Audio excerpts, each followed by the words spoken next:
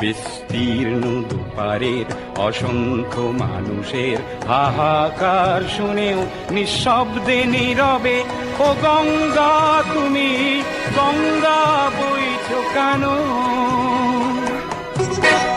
জ্ঞানবিহীন নিরক্ষরের খাদ্যবিহীন নাগরিকের নেতৃবিহীনতায় মৌন কেন?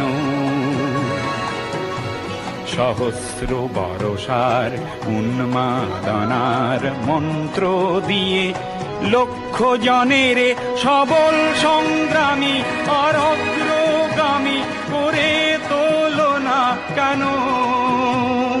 মত্ত ধরার কুরুক্ষেত্রের সরসজ্জাকে আলিঙ্গন করা লক্ষ কোটি ভারতবাসীকে জাগালে